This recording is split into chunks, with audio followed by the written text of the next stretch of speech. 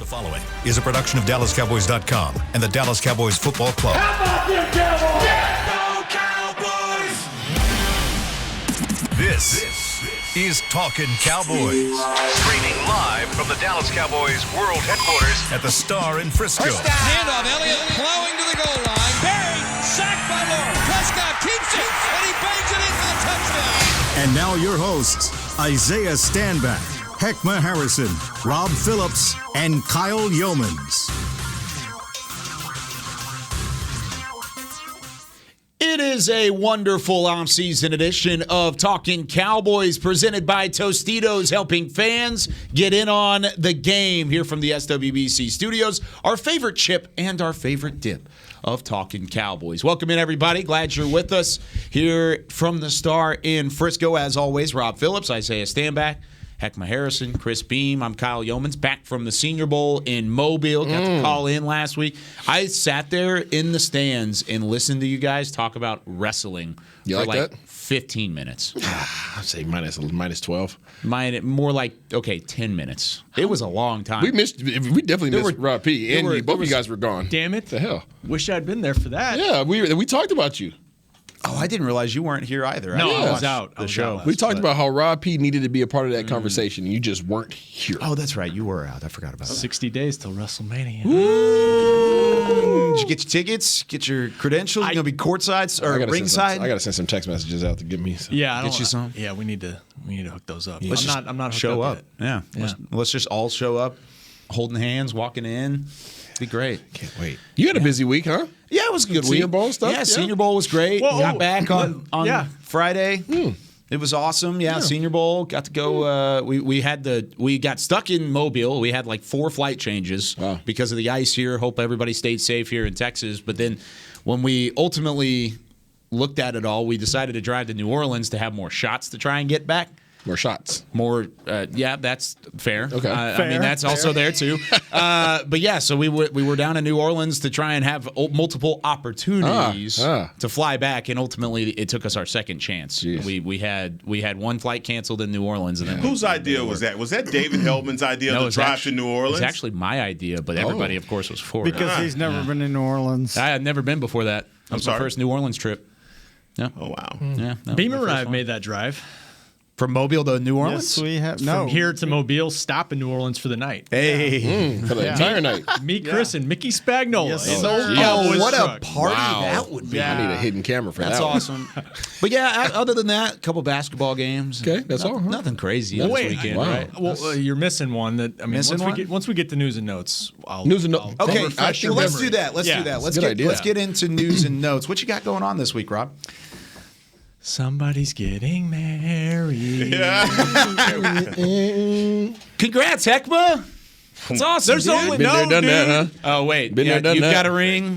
You've Got a ring. You've got a ring. I got a guess it's trifecta me. going How on. about Kyle that? Yeomans. Yes. Boom, that just happened. How about that? Congratulations, man. Thanks, man. That's freaking awesome. It I'm was glad so she finally fun. proposed. Yeah, right. Glad she finally did it. She's the breadwinner. Are you kidding me? Yeah. No, it was so much fun, and yeah, it was a blast. She's happy. It's like she's still on cloud 9. She texted me this morning, and she was like, "I still can't believe it." What? She's at work right now, and I'm sure she's probably just That looking thing at was her hand. fat. Thank you. And I'm talking about FAT. PHAT, for those that don't know how to spell that fat. That's pretty high and tempting. That thing is serious. Yes. We're talking about the ring. The ring. Yeah. Yeah. Okay. I mean, what was the? It was How many carrots? I'm not going to tell you. It's not about the carrots, but what shape was it? It was an oval. Oval. It was an I oval. want to make sure I got that correct. That thing was nice. It was awesome. That had all the vegetables. Yeah. I want to applaud you on the timing because you said she was surprised. You didn't do it on New Year's Eve and you didn't do it on Valentine's Day. You did it right in between where she didn't see it coming. I like it. As soon as you got back from the Senior Bowl. Yeah, pretty much. I had 2 days to prep. You didn't even unpack.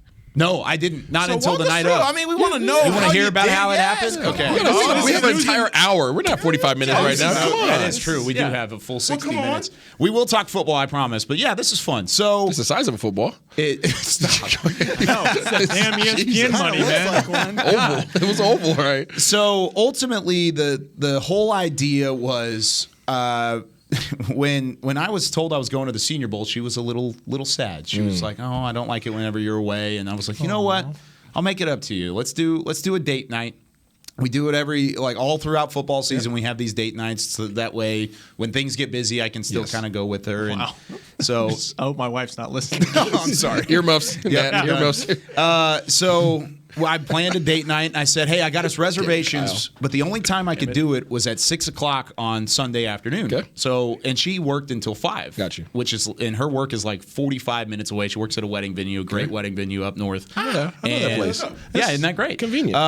So I went and picked her up, and I told her it was like a nice place that was good for pictures. So we both kind of dressed up. We're nice and dressed to the T's, and I drove back down to downtown Dallas, and we went to the Arts District. Beautiful spot over there, lots of buildings, lights. We're at the Performing Arts Center where we've gone multiple occasions to see concerts and plays and stuff in the past. And so went down there. There was it's like a patio balcony sort of deal that overlooks like a business district with all these windows and buildings and different stuff downtown. And I had a setup there that had these light up letters and candles. I had pictures of us and stuff. I had it. Yeah, you want to see it? Planner. I'm sorry, Nikki. Yeah. I know you're just kicking my ass right now. Yeah, I'm definitely getting That's what it looked like. Yeah, that's what it looked like. I'll show it on the camera here in a second. Crazy. Yeah, that's what it looked like whenever we got down there. It was very good. Here you go, Chris. I'll show it on the camera. So that was I'm sorry, baby. that was the Y'all setup. definitely don't want to hear my story. It's so bad. Yeah, this is, Yep. put us all to damn shame. I'm is sorry, what you're guys. doing. I'm sorry. I have to make it up. I definitely 10-year anniversary. I got some making up to do. Oh man. That is very creative. So you got that idea off Pinterest. No, I didn't. That's actually. what it looks like. It It looks like a does. Pinterest board. Nice. And I take that as a compliment. No, yes. Pinterest is great for a lot of those Did you have things. to go buy the letters? I ordered them off of Amazon. Yeah. Amazon got it there, Prime shipping. It's funny. She actually put the box from my front, like with the letters in it. It was supposed to arrive a day later. It arrived a day early, and she took the box from my front step and put it in my apartment. Wow. And thank God she didn't open it up. She's not 'cause she would've nosy. just That's been like- awesome. Yeah, no, she's not at all. Yet. That's fair. She's You're got the ring engagement now. goat. Yeah, but so we had a photographer, videographer waiting for us down there. We walked up and Just conveniently, we're just placed there, huh? yeah, they were just there. Connor down the hall actually was the one that videoed the whole That's thing. freaking He's got a awesome. great video that Good he's job, working Kyle. on right now. And then Way to afterwards, dig me a hole, buddy. Sorry. I'm gonna throw the dirt on myself. This is me. Just throw the dirt on myself. Oh my gosh. But afterwards, we met a bunch of friends and family out at a patio downtown. It was still kind of a smaller group, but cool, it was. Thanks for the invite, Yeah, I want to Sorry, say thanks, guys. Kyle. Yeah. Appreciate it. I could at least been security or something. It was mostly family and longtime And Connor. high school friends. Yeah, Connor was I there. mean, Connor was there. Connor What was couldn't we definitely do? there. Yep. And so, Didn't have your favorite show there, but yeah, it was a blast, guys. Yeah.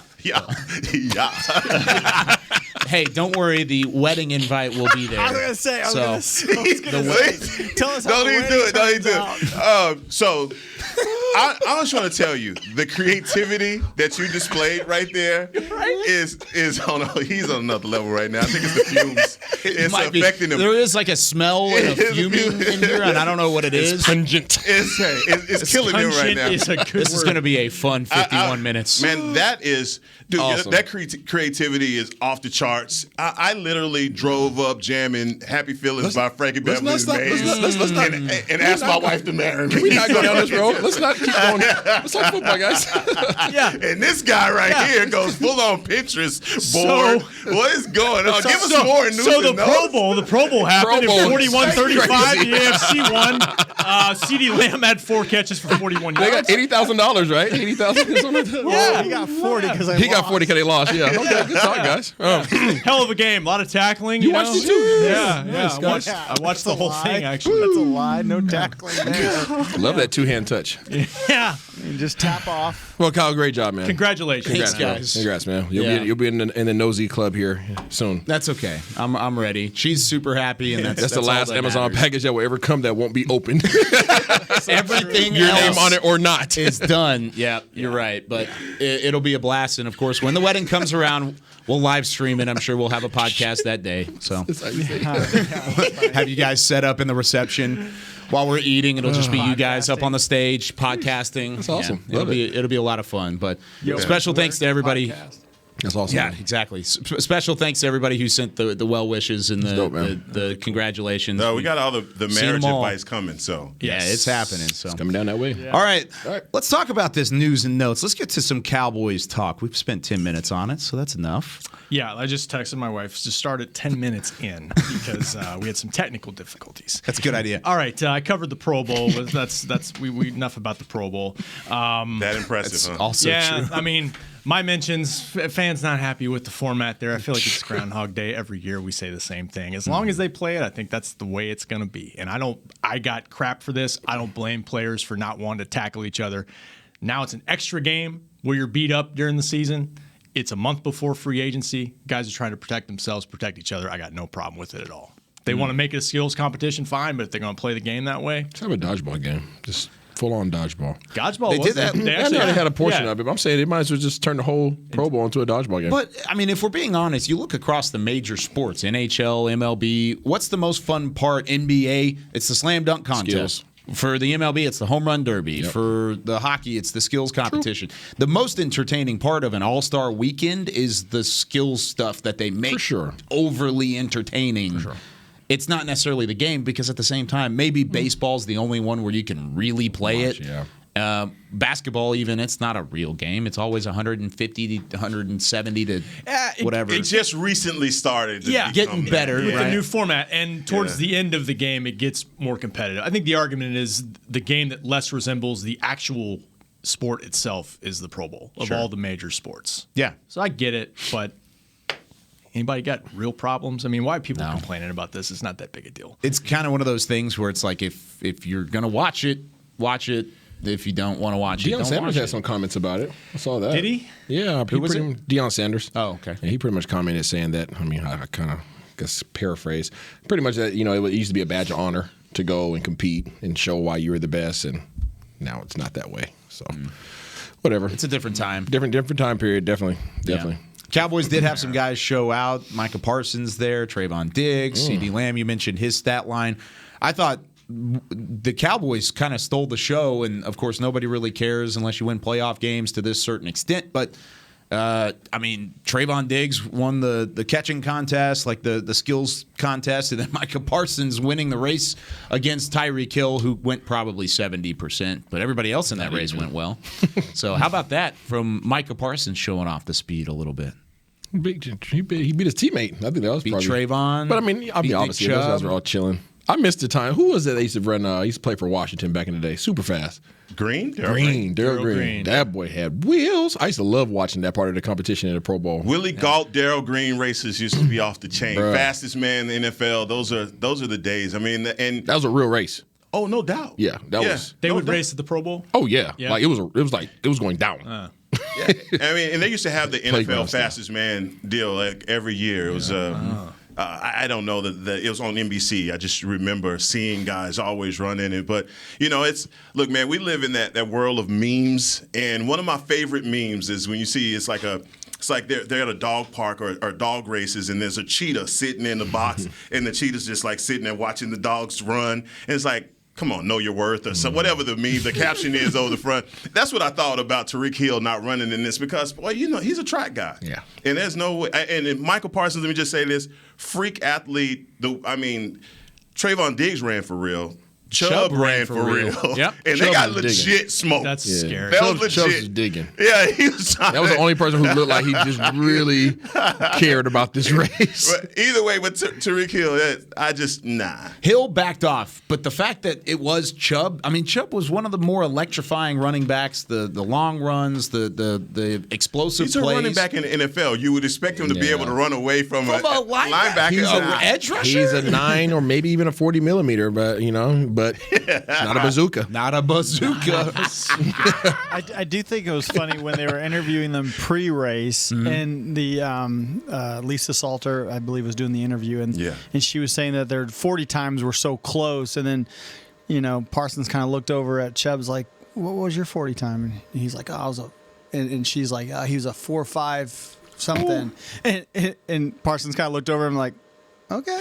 Yeah. Okay. Like, I got this. Well, I'm gonna smoke you. Yeah, it was done. By that point forward, he already knew. So that was interesting. A lot of fun to see that happen. No. Man, it's funny. I was watching going back to memes. There was a video I saw on the internet this week. It was like a javelin test. Yeah, I love those. Yeah. From the military. Boom! Just shot a rocket out, and it just came right back down. Javelins. It was so cool looking, and the first thing I thought of was, "Oh, there's Micah Parsons!" Whoop! Bow! Right in the backfield. Sick. I mean, what if just like I said, freak athlete. His rookie year. Maybe we won't see anything like this, or we've seen something like it before. But in this time, I'm just excited about what he can do in his second season, especially with the type of rookie output that he had. So it's thinking about him getting bigger, faster, stronger. For rookies, obviously, you want these guys to just stay dedicated to their craft and not, the offseason takes on a life all on its own. But rebuilding around that kind of talent, just seeing what he did, I was just like, man, he's ours, and we're going to have him for a very long time. So I just love that we have that kind of freaky athleticism on our team. Did you see them do the redraft on, it was either NFL or ESPN.com? Yeah, he's much higher. Much higher. I think he was wearing a Falcons jersey, I believe, at number 4 overall. Instead of Kyle Pitts. Yeah. So get him at number 12. Not bad. Not bad at all. If you guys 4 were more years. betting men, would you guys bet, A, that he would have a better season than he had his rookie year, going into his second year? Man, I'm going to say hard to match. I'm going to say yes. And the reason I'm going to say yes is because now he has an opportunity to sharpen his skill set from an edge rusher standpoint. I think we saw he was just he did. He was just raw. He was Eddie just Murphy. out there. He was just out there balling. All on his own. So I think he becomes a lot better at that. And I think Dan Quinn now, with him being back, also gives him a lot more to scheme around because of his skill set. I don't think they even recognized what they had until they got him in here, and then things started to change. You hit the nail right on the head. Dan Quinn being back gives that an opportunity to happen. And even if there is a slight drop-off, you're fine. He doesn't have to be... Oh, no. Just he doesn't have to hit that number to be a successful player in the NFL. No. He doesn't have to be a first-team All-Pro to be an impact player. But you're right. With it being so raw and unchiseled and so just pure talent, there is an opportunity to take that next step with Dan Quinn in an entire offseason. At least based off of what he said throughout his rookie season, he has the work ethic, he has the want, the drive, the hunger as the Lion to jump to the next level, which if you look at some of the guys that he was compared to, TJ Watt, you've got Myles Garrett in that category, they had seasons that statistically were better than Micah Parsons, but now Micah Parsons can do that in year 2. In my opinion, it's the most exciting thing that came out of 2021. By far, for the future anyways, was the fact that you have Micah Parsons as a core member of that defense. Even with what Trayvon Diggs did, Micah Parsons was still the most exciting part. Do you agree with that, Rob? Yeah, I would. And we'll find out Thursday night if he's the NFL Rookie of the Year defensively. I would be shocked if he's not. You mentioned TJ Watt. He's probably the favorite for Defensive Player of the Year. Sure. But Mike is right in that conversation. And, the one thing Mike McCarthy said after the season was the challenge year 2 is that teams are going to find way. They're going to spend all offseason trying to scheme for you. But the counter to that is that Micah can play all over the place, and you never really know where he's coming from. So I'm with you guys. I think what he has shown with his work ethic, and he has talked a lot about that, I expect him to be better for sure. Is there any worry around Micah Parsons and what he could bring next year? If there is some sort of drop-off or something that teams could look at and say, that might be where we could get you? No. None? No. Nope. What is his biggest weakness?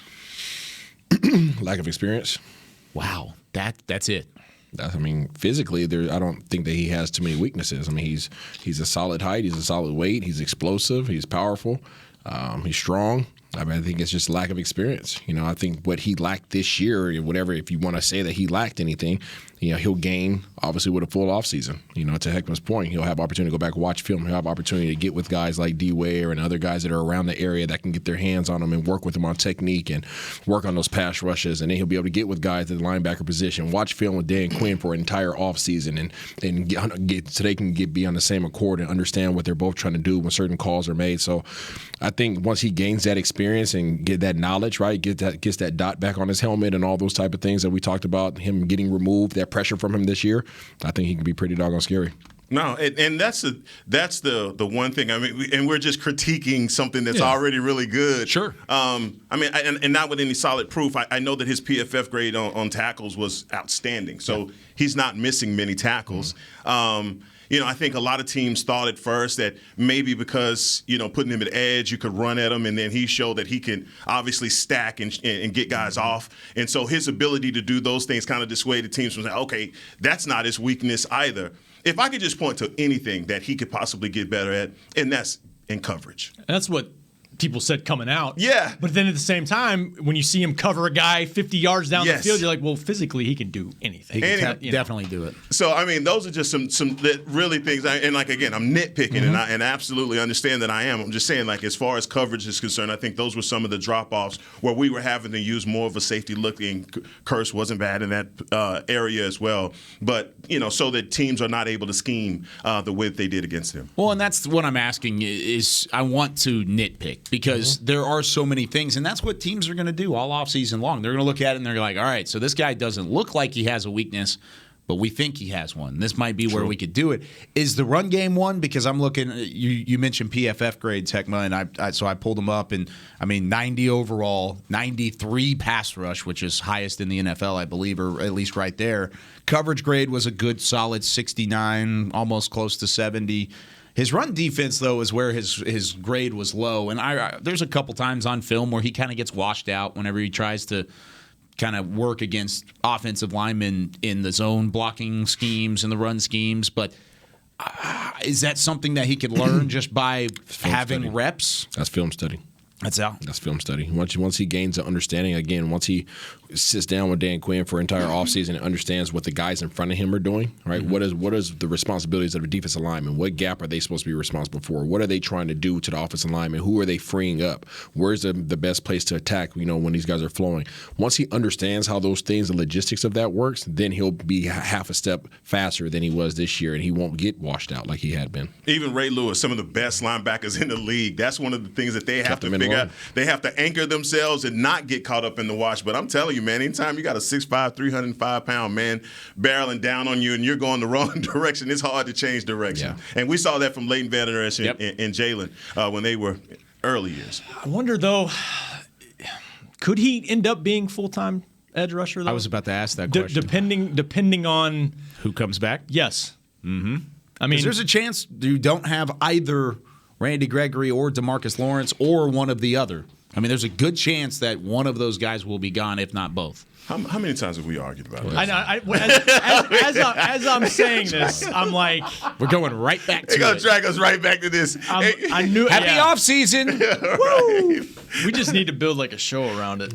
Just I mean, that's what Talkin Cowboys. You know what? But you know what? The whole season, after watching him, and saying that, look, he needs to be at edge, and seeing the deficiencies that we had in the middle. And that's why the draft show talking about linebackers is so important, because we're going to need to get a solid run stopper in here, a couple, right? But at the same time, you just recognize that those are some of his strengths. I don't think that he's going to be one of those guys that you pigeonhole into one or the other. He's a weapon on your defense, and you should use him as such. So Dan Quinn, whatever defensive coordinator's in here that's coaching him, is going to understand that he is a special talent that you should use as that Swiss Army knife. Agreed. I'm laughing because I'm going all the way back to week 3 and 4 of the season where it was pass rusher, linebacker debate. Which one is he? Which one is he better at? And his play consistently throughout the season just negated all of that. He took it all away because now it's not linebacker or pass rusher. It's just play defense, dude. Just play ball. I didn't mean to start all that. No, it was great. But like, to your point, Heck, who are the linebackers next year? Jabril Cox coming back. That's the only one that's under contract, right? Vander Esch is a free agent. Keanu Neal's a free agent. Bingo. Francis Bernard's been hurt, but he's Gifford. not an. So even if Micah is back at linebacker, at least most of the time, part of the time, they're going to have to address that spot. Do you think Kurtz comes back now that the Dan Quinn stayed? I think there's a chance he's back for sure. I sure hope he does. Yeah. I sure hope he does. If we're doing are we doing top 3 later? Yeah, we are. Okay, yeah. Yep. He'd be on my list. We're going to talk about it coming up in a little bit. Let's take our first break. When we come back here on Talkin' Cowboys, what is the coaching staff expectation going to be like? Because there are not only Dan Quinn coming back, but it looks like Kellen Moore will be back in the offensive coordinator seat. What kind of expectations are set there and kind of reactions to what Jerry Jones said down in Mobile last week when we come back with Talkin' Cowboys? There's nothing as unique as our eyes, which is why Essilor pioneers ways to make lenses as unique as you. Verilux for super sharp vision, Essential Blue for protection, and Crizal for freedom from glare. 3 cutting-edge solutions in a single unique lens. So whatever your needs, insist on Essilor. Visit your local Essilor experts and find the perfect lens for you. See more, do more, Essilor. Want to use what the pros use? How about the official men's skincare brand of the Dallas Cowboys, Jack Black? Right now, you can get the Jack Black Starter, a curated collection of Cowboys locker room favorites for just $10 with free shipping. The starter includes 4 Jack Black skincare favorites, plus a full-sized intense therapy lip balm. Go to getjackblack.com/Cowboys and use the code word TEAMJB. That's getjackblack.com/Cowboys. The Jack Black Starter, $10, free shipping. At AT&T, everyone, new and existing customers, get our best deals on every smartphone. Why? Because you deserve it. For turning your living room into your office and your gym.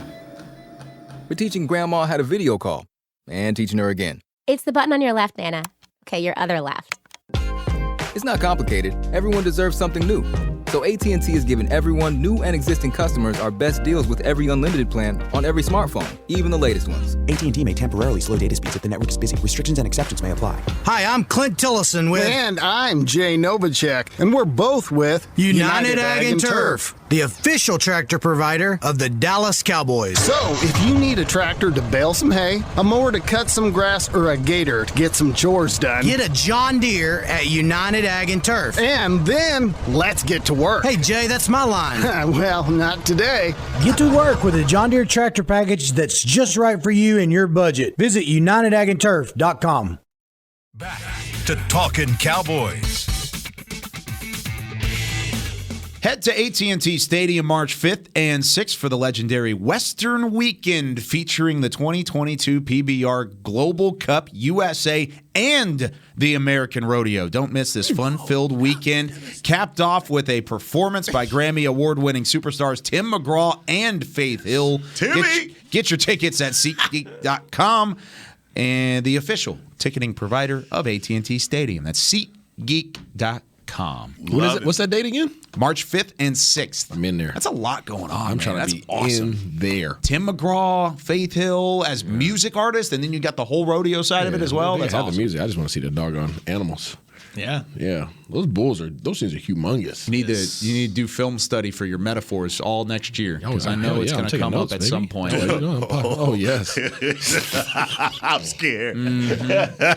Gotcha. That's awesome. But I think we're going to the rodeo this weekend, matter of fact. Are you? Yeah. Kids like it? I love the rodeo. Yeah, the kids love it. Get kicked out. Yeah, a little Yellowstone action. Love it. There's also a big fight happening at AT&T Stadium as well coming up. Just announced. This was like 10 minutes ago. Yeah, this is like 10 minutes ago that this happened. Spence Jr. is fighting. Errol Spence? Yes. DeSoto? Yeah, Premier Boxing Champions at AT&T Stadium. I don't want to say his name wrong. What is that name? Ugas. It's Ugas? I don't know how to pronounce it. I don't either. It's for the title? Yeah. Title fight? Yeah, he has to Unified World Welterweight Championship. He has to fight because he hasn't fought in forever. So there you go. So that's happening at AT&T Stadium, April 16th. I hope it's how you say his name. I'm not a fighting guy, just as you can tell. But did it good.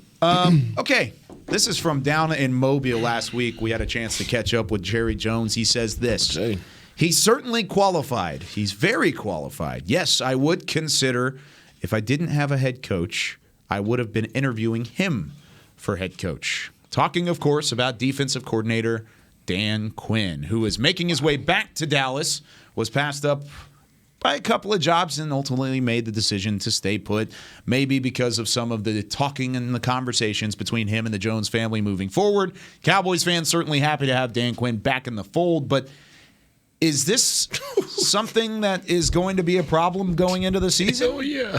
I mean, that's my biggest thing. He said it. I mean, that was word for word. I was so surprised that came out of his mouth. He said it on camera, too. I mean, because I could just imagine Coach McCarthy's face as he's hearing that. Just imagine Coach McCarthy was smiling, and he's just listening to that whole thread that Mr. Jones said, and his face just changes like, oh.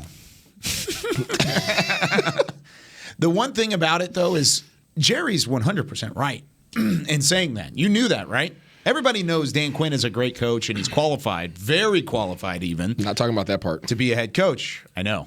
It's the second sentence that really is the one that hits.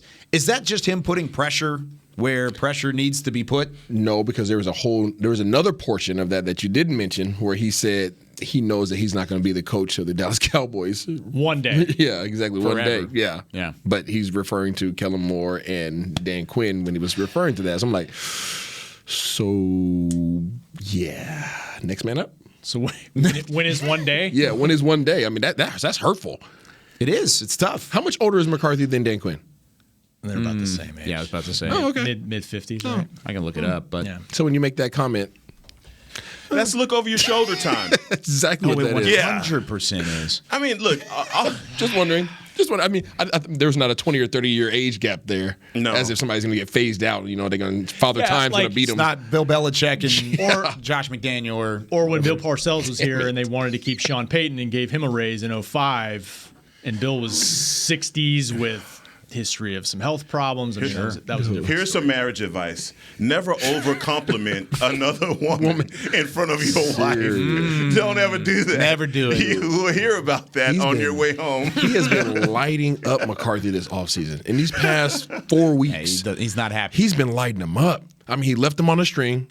He didn't come out and say blatantly that he was coming back until Dan Quinn said he was coming back. Yeah. And then he said that was calculated because they were working together to get Dan back. They wanted other teams to think that Dan could have been hired here to be the head coach. Oh, yeah. Yeah. Yeah. Yeah. But that he wasn't leaving him twisting in the wind. Yeah. No. But he was hanging in the wind. He was hanging on the last little limb right there, waiting. Is it deservedly so for Coach Mike McCarthy? Going from first year to second year. Great question. Does he deserve it? I mean, obviously, this is a cutthroat business. All coaches get fired with anticipating being fired. But the pressure that he's under and everything. I feel as if Double J would have stopped. Would have just left it at just leaving him as a cliffhanger, you know, just, hey, are you coming back type of deal, like not standing behind it and saying, hey, that's our guy coming back. Like he did that, right? He waited a couple weeks on that. Just let McCarthy just kind of hang there in the wind by himself. I think if he would have ended it right there, I think that would have been, hey, okay, points proven. All right, I get it. I got to bring it next year. But when he doubled down with that comment, I said, oh, that's just hurtful. That just hurts because now you got to go in the meeting. You're his boss. And he pretty much knows. And the reason why, I remember when I was here, my second year, and Wade Phillips was the head coach, and there was some dude by the name of Jason Garrett who was the offensive coordinator, but he had got such a pay raise.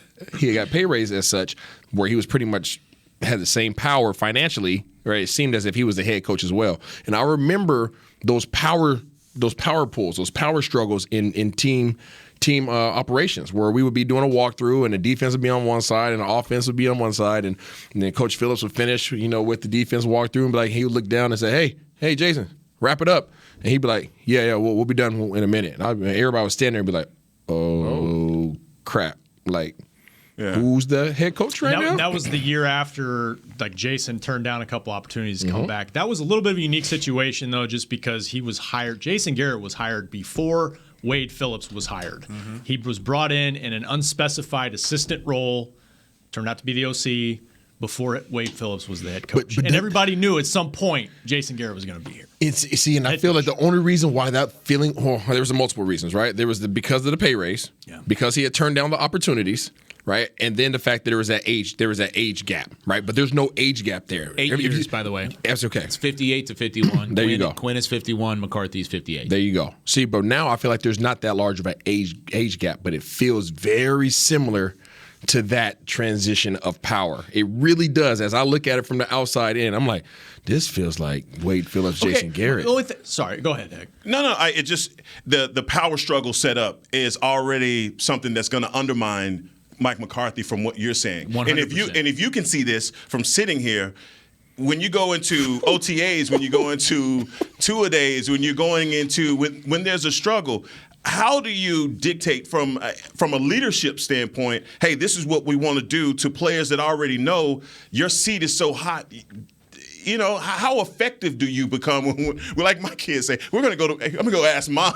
You know, so much of it is I'm cutting your legs out. So much of it is dependent on Dan Quinn and how he handles it. Right. And knowing Dan Quinn, he's going to handle it like a champ. Right? He's going to handle it like a champ. JG didn't necessarily handle it that way, right? Uh-huh. But I knowing Dan Quinn personally, he is not. It won't be any issues. He's not going to cause any internal issues for Coach McCarthy. He's not going to cause those little minute little situations where everybody has to look side to side and figure out who's in charge. He's going to make sure that everybody knows McCarthy's in charge. Yep. I'm here playing my position, but I feel as if those two situations, leaving them on a cliffhanger and then doubling down with those comments, leaves everybody now looking like, bruh, like you're really not in charge. No. And the thing is he put them on different levels. He put them on different standing zones because if he wanted to really say we're a united team going to the same goal, it's okay, McCarthy and Quinn are succeeding together or they're not succeeding together. Instead, it was, well, if McCarthy doesn't succeed, there is a guy here that could probably get the job done. That was the biggest thing that stood out to me. Additionally, if you take all of this away, you take that star off the wall, you take the stars off the jackets in which we're wearing, you take all of it away, you're not talking about the Dallas Cowboys. You can talk about any other team in the NFL, maybe with the exception of the Patriots and Bill Belichick. A 6-win improvement going from 6-10 straight to 12-5, winning the division, even with a playoff loss. Gucci. Everyone's happy, right? Mm-hmm. Everyone's great. Everybody's fist pumped. They're like, okay, we've got a chance here. We've got a future. We've got a talented quarterback. We've got an offensive mindset with all these weapons that, hey, we've got some success. And oh my goodness, our defense looked like they had the biggest improvement out of any unit in the NFL last year.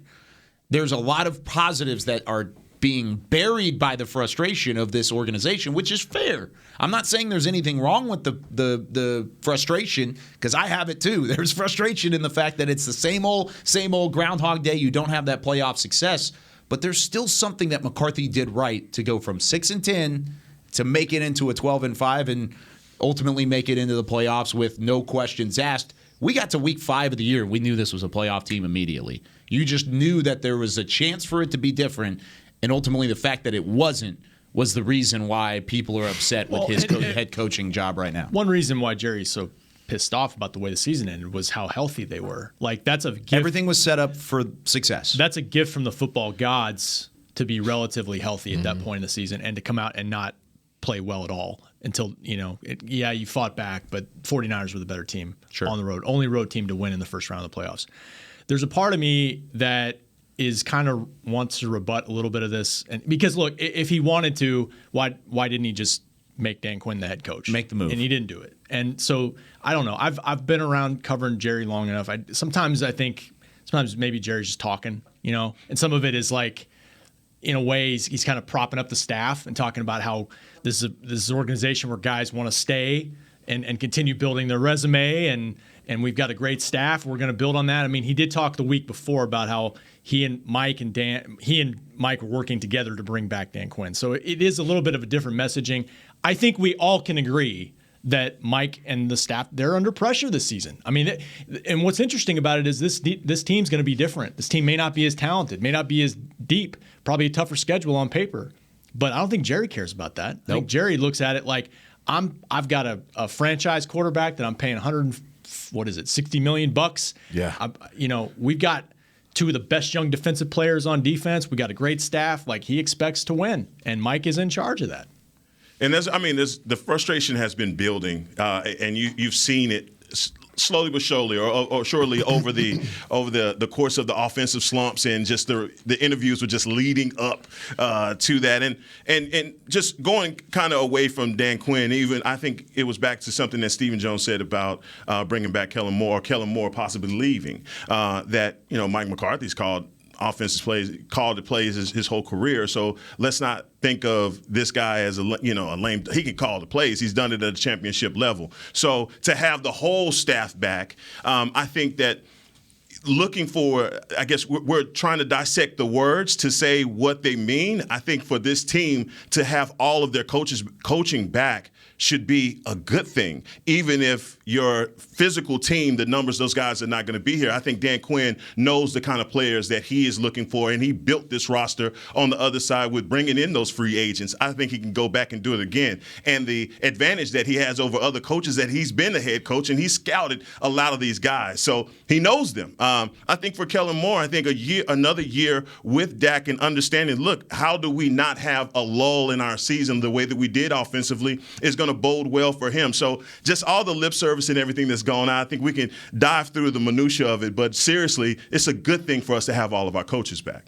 It's a great thing, honestly. And keeping one thing out there that we haven't talked about is Kellen Moore not hired for that Miami job that he was a finalist for. A lot of Cowboys Nation was excited for the fact to maybe see something new on the offensive side in terms of the coaching staff. What a change in people's like opinions in in year. a couple months. Yeah, that's also fair. Yeah.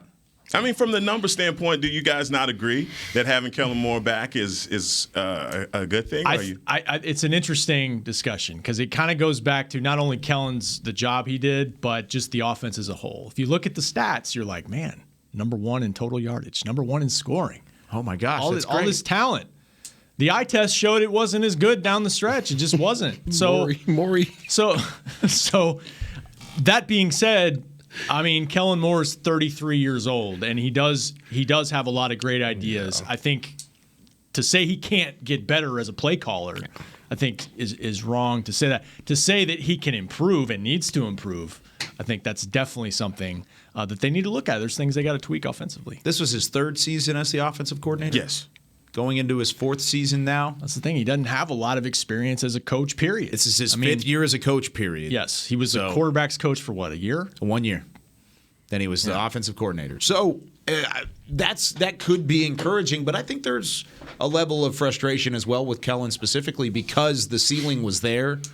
But then as soon as you went up against the coaching staff that had either a talented coordinator or just a talented defense in general, Kellen Moore didn't have an answer. And that's what ultimately happened in the playoff game. You got into the 49ers game, and Kyle Shanahan's defense was there, ready to roll.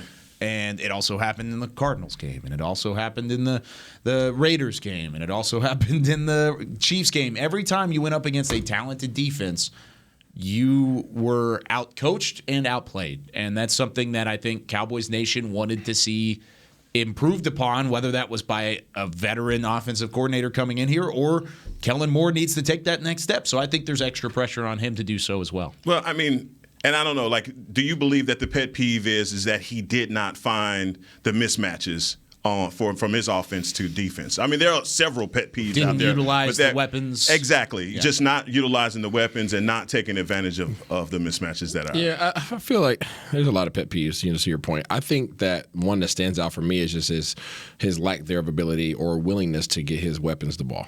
There's just zero excuse to have a roster that's stacked offensively to not get your guys the ball, because there's teams that are doing a lot more with a lot less in terms of playmaking ability at that point of the season.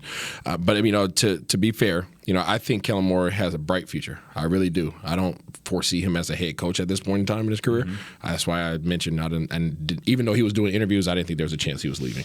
But I think that he has a lot of growth left as offensive coordinator. He's obviously done a great job to date, but there's still some gaping holes.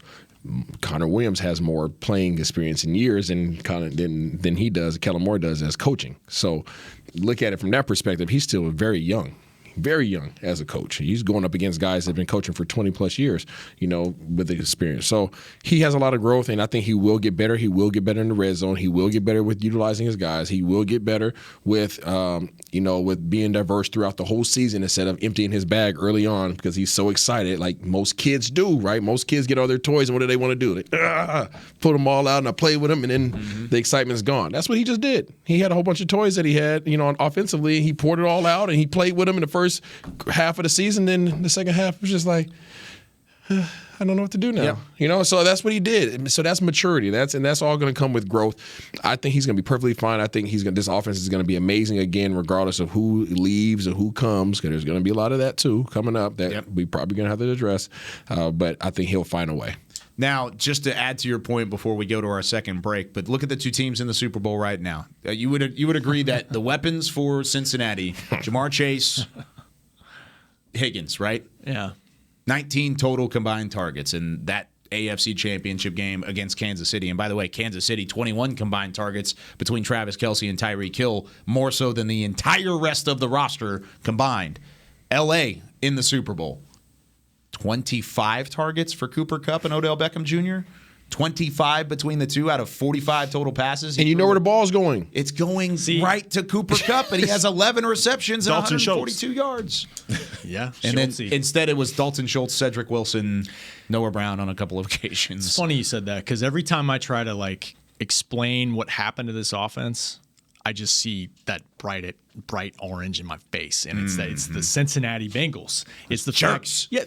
like you just said, they find a way to get Jamar Chase the ball. They couldn't run the ball against Kansas City. Nope, didn't matter. I'm talking about this running game. They got to get it going. LA didn't run against San Francisco, but they still found a way to get the ball to Cooper Kupp and Odell Beckham Jr. Odell Beckham Jr. hadn't had a 100-yard receiving game since 2019 or something like that? Joe Burrow does not have an offensive line that's top in the league, and he's still finding a way. Now, maybe they're a huge aberration. I still think those are reasons why the offense struggled from a personnel standpoint. They could be the exception, not the rule. But Kellen Moore, as a play caller, the best play callers find a way to mask those deficiencies. And I think Mike McCarthy, too, part of his evaluation, I'm sure, he is the head coach and he delegates to his coordinators. He's offensive-minded. He has been a play caller for years and years and years. And I don't know how involved he is with Kellen. I think he gives him a ton of autonomy. Maybe he needs to be a little more involved in that, in some of these adjustments and stuff. I'm just spitballing here, but I think that's part of something maybe Mike can do more next year, especially to try to solve some of the adjustments that defense were making towards them down the stretch. And what we're going to do here when we come back on the other side of the break is we're going to try and fix what is a couple of holes in the roster. Who are your top 3 wish list guys to have back for the Cowboys in 2022? We'll talk about it when we come back right after this. New Dr. Pepper Zero Sugar. You deserve it. I do deserve that. You deserve decadent flavor without sugar. And a day at the beach without sand getting everywhere. And a relaxing bath that your children don't interrupt. I deserve all that? It's really just a visual metaphor for Dr. Pepper Zero Sugar. Everything you want, nothing you don't. A visual metaphor on the radio. I do deserve that. Dr. Pepper Zero Sugar. The zero you deserve is finally here. At AT&T, everyone, new and existing customers, get our best deals on every smartphone. Why? Because you deserve it. For turning your living room into your office and your gym. For teaching grandma how to video call. And teaching her again. It's the button on your left, Nana. Okay, your other left. It's not complicated. Everyone deserves something new. So AT&T is giving everyone, new and existing customers, our best deals with every unlimited plan on every smartphone, even the latest ones. AT&T may temporarily slow data speeds if the network is busy. Restrictions and exceptions may apply. The Cowboys way, where 16 Hall of Famers and 5 championships shows us what success looks like. Where turkey is always the second best part of Thanksgiving Day. Where we are all defined by one single thing, the star. Where we as fans know it's our job to keep the tradition going. Bank of America is proud to be the official bank of the Dallas Cowboys and to support the quest of living life the Cowboys way. Copyright 2020, Bank of America Corporation. Before there was a draft, you could size up a cowboy by 3 simple factors: the crease in his hat, the bend of his brim, and his unbending attitude. A man's Stetson didn't just protect him from what life threw at him, it projected a rugged, unstoppable spirit. Stetson hats are still American-made with pride right here in Texas. They're still the unofficial crown of all self-respecting Cowboys, and Stetson is proud to be on the field with America's team. Find a retailer nearest you at stetson.com/Cowboys. Back to Talkin' Cowboys. Whether you're watching from home or you're cheering in the stands, with Essilor lenses, you can see every exciting play. Book an appointment at your local Essilor experts and see what Essilor can do for you. See more, do more. Essilor here on Talkin' Cowboys. That was beautiful. The touch is like his fingers have ball bearings. It's just ball bearings. Yeah, my man got the Our Money Exchanges. Ooh, got is that a sponsor? No, it's just Essilor's in there.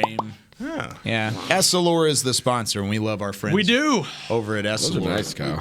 Thanks, man. These are my favorite glasses I've ever had. I've said that on air. I say it off air. I freaking love these. Are you going to get some custom Essilors made for your wedding? Ooh. Essilor, can we make that happen? Can we make that happen? Wedding glasses. Wedding I'll glasses. make it happen. I'll wear them. That'd be awesome. You kidding me? Wedding glasses by you. Oh, phenomenal. Rob Phillips, Isaiah Stanback, Heckma Harrison, the human edition. Chris Beam, I'm Kyle Yeomans. Man, that's going to be a fun wedding. Yeah, it's going to be turnt, man. Yeah. Can I Tell us how it goes. Can I at least just come to the... Can I be a wedding crasher that day? You will be there. Stop it. You will have an invite. I'll even give them to you on air. It'll be a whole thing. It'll be a great day. Just start building the legendary stories now, so that way it completely lives up to the expectations. This is freaking awesome. Just have buddy. Just you and Barry and we're turning up. Trust me. If you let me in the building, it's on like Donkey Kong. Oh, it's gonna be fun. It's gonna be a blast. We have to turn up for Nate. Nate has a big event this summer too. When is that coming? Is it June? It's in June. Inducted into. I've been avoiding Atlanta, but I have to go to Atlanta for that one. Yeah. Black College Football Hall of Fame. Yeah, man. Awesome I didn't know Donald Driver was in it this year too. Yeah, they've got a good class this year. It's really cool. I'm glad Nate's doing it, of course, out of FAMU. Florida A&M, baby. Awesome. All right, let's talk about this. Top 3 guys that you want to see back on the Cowboys this year that are expiring contracts. Rob, could you run down a list of guys that are not necessarily under contract heading into 2022? How much time we got? We got 9 minutes left. All right. Corey Clement, Noah Brown, Michael Gallup, Malik Turner, Cedric Wilson, Dalton Schultze, Jeremy Sprinkle, Tyan Secchi, Connor Williams, Dorrance Armstrong, Randy Gregory, Justin Hamilton, Brent Urban, Carlos Watkins, Keanu Neal, Leighton Vander Esch, Maurice Kennedy, Malik Hooker, DeMonte Casey, J-Ron Kearse, Brian Anger, and Jake McQuaid. And I'm going to add Amari Cooper and DeMarcus Lawrence to that list as well. Throw them in there. They're both in that list at the same time. Just because there are rumors out there doesn't mean there's anything grounded in those rumors. But since they're out there, I want to throw that out there as well. So basically from this point, you have 3 names out of that list that you need to give me, including DeMarcus Lawrence and Amari Cooper. And you've got to keep 3 guys out of that. That's it. That's all you get. Okay. We'll start with you. I got 2. Okay. I'm going with Brian Anger, number 1. Michael Gallup, number 2. The punter is number 1? Absolutely. Dude, he was a weapon. I know he was, but one of the best players on the team. Still a punter. One of the best players on the team this year. Okay. And then for number 3, dang it, man. Kersey? So now you've got it. I think I want to go. I think I'm going Kersey, or people are going to hate me. Urban. Run D. Yeah. Big body in the middle. Big body in the middle. I'm We missed with you him. there. We missed him this year. I agree. We missed him a lot. So you just cut Amari Cooper? I did not cut Amari Cooper. No, but I'm saying in order of importance. Okay. In order of importance. Now, do we need Coop? Absolutely, we need Coop. Do we need D-Law? I think we can do without D-Law for what he's getting paid. Okay. I do believe that. I do think he's a huge contributor to this team, obviously as a leader and effort and all that jazz, but I don't think that his performance yields what he's getting paid. So I think that you can find somebody else to do what he does. But wouldn't the same thing be applied to Cooper if the offense isn't? I feel like Cooper's a more dominant player when the opportunities are presented to him. But if the play caller isn't? If he has to figure that out. Right. But D-Law doesn't need a play caller to make plays. Yeah. Gotcha. Those guys are a little different, though, because you don't have to you don't do anything with their contract. I mean, you could try to, restructure a deal or something, but they're under contract. Yeah. These guys, you have to find a way to make money and bring them back. Sure. Find money to bring them back. I just think you're crazy. I'm not going to lie. That's fine. Putting Brian Anger up at the top Brian of that list. Anger. He's in my top 3. He was a great player, but the top player on that list? Brian Anger is one of the most important players on this team. Give me Jalen Kearse, Randy Gregory, and Amari Cooper. If we're going to throw Cooper in there, those are my 3. Okay. I had Anger, not including Cooper or Tank, but as part of this conversation. Sure. But I mean, the problem with that is, like, to your point, if the new league year started today, they'd be over the cap, and that's just with the guys that are under contract for 2022, and there's not a ton of guys. Yeah, no draft, which is like $10 million of your cap, so they have to find room.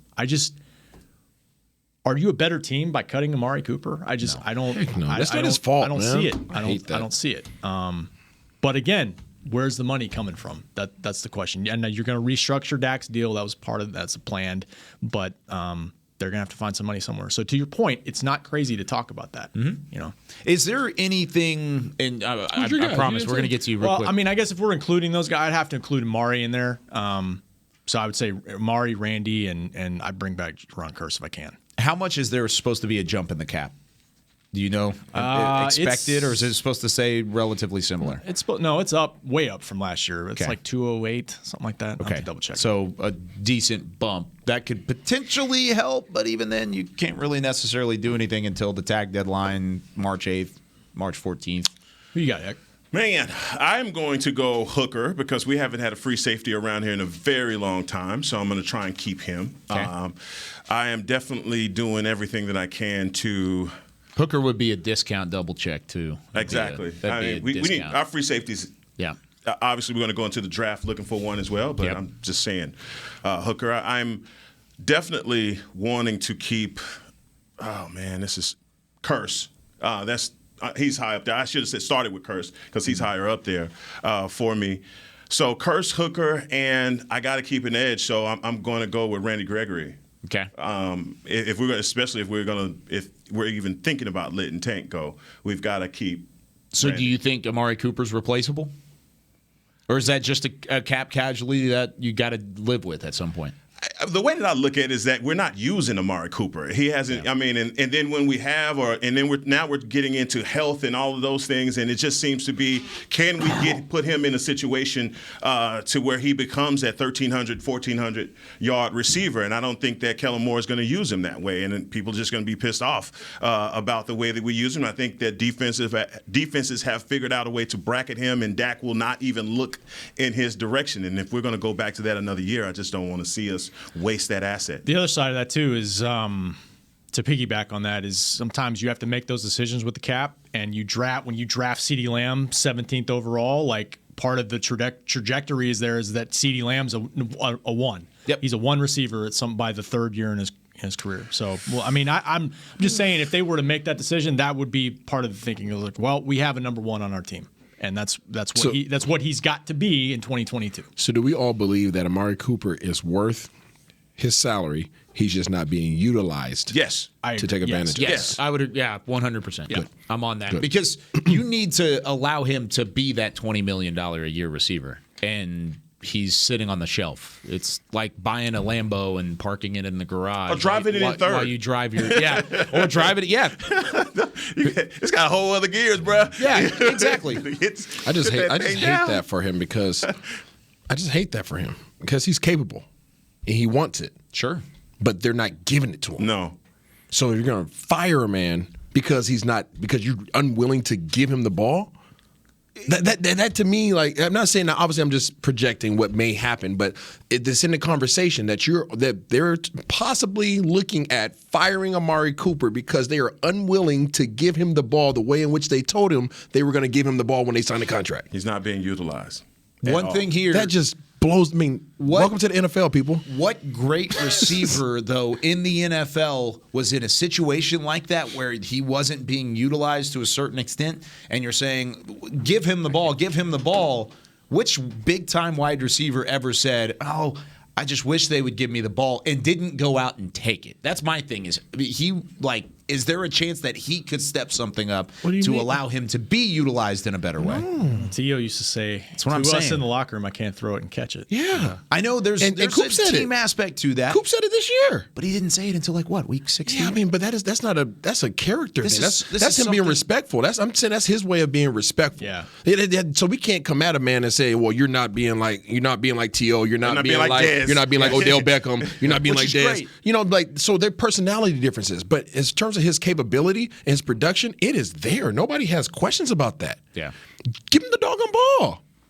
I mean, who else are you giving the ball to? Think about how this offense changed once he came on. Anyway, I mean, it was night and day from where we were. And I think the one thing that worries me, and I just got to get this out, is do I see CeeDee Lamb as a number one receiver? I think we've had those games, maybe Kansas City games, where him and Gallup were the only receivers we had, and we did the production.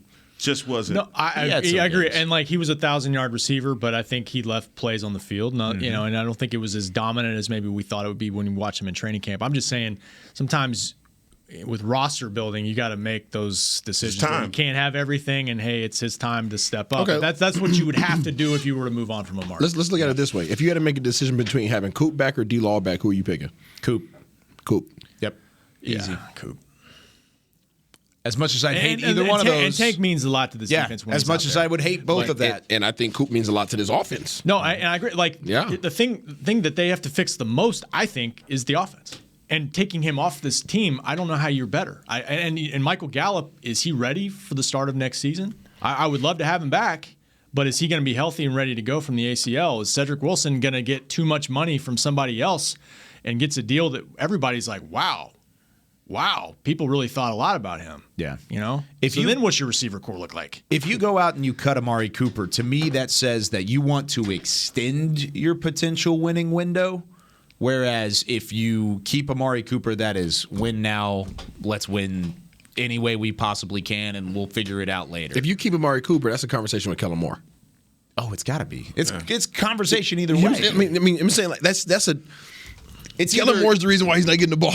Can we just say that blatantly? But if he's cut, I think they saved $20 million, and for $20 million, you can get Cooper, you can get the guys that we're talking about.